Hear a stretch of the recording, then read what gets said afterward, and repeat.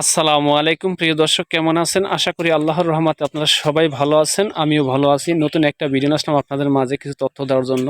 আর আমার ভিডিওটা যদি ভালো লাগে অবশ্যই ফার্স্ট ক্লাস দেখবেন, তাহলে কিছু তথ্য পাবেন। কারণ বাংলাদেশে এখন বর্তমানে অনেক লতি কচুর কৃষক দেখা যাইতেছে। কারণ বাংলাদেশে আপনার লতি চাষটা মানে ফলন বেশি, লাভও বেশি, খরচা কম। তো আজকে কিছুদিন আগে আমি একটা ভিডিও ছাড়ছিলাম যে ভাইয়ের, যে ওনার গাছ লাগাইছে ফলন নাই। তো ওনার কিছু পদ্ধতি বলে থেকে গেছিলাম যে উনি পদ্ধতি করণে কি উপকার হয়েছে না লাভ হয়েছে। ভাই এদিকে আসেন, একটু কথা বলেন আমাদের সাথে। দেখেন, আমরা সবসময় বলি ভালো দিকটাও বলি, খারাপ দিকটাও বলি। এমন না যে আমরা শুধু ভালো দিকটা বলি, খারাপ দিকটা বলি না। না, কচু খাতে কিছু খারাপ দিক আছে আর কিছু ভালো দিক আছে।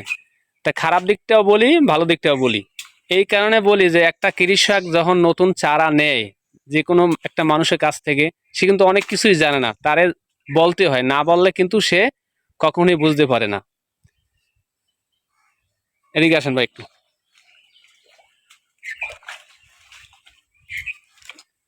মাইক্রোফোনটা ধরেন, একটা মশা দেন।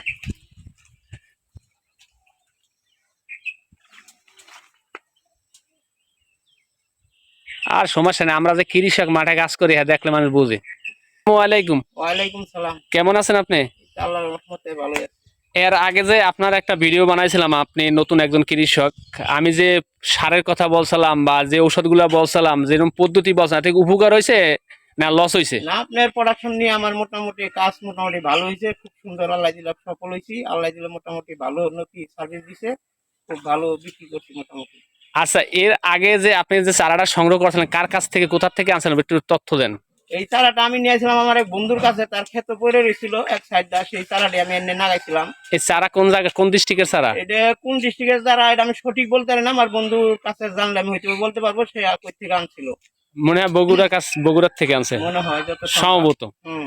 তা আসলে আমরা অনেকে বলি যে আপনারা কচু খাত চাষ করেন, লতি কচু বাড়ির এক।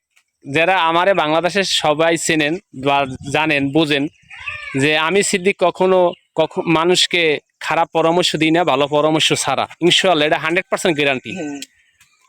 তো আপনার এখন যে এই চারাগুলো উড়াইতে আছেন, হ্যাঁ, জি। এই চারাগুলো কোন খেতে লাগাইবেন? এই চারাগুলোতে ওই পাশে আমার একটা 1 বিঘা জমি আছে, সেই হ্যাঁ, জমিতে আমি নাগাবো।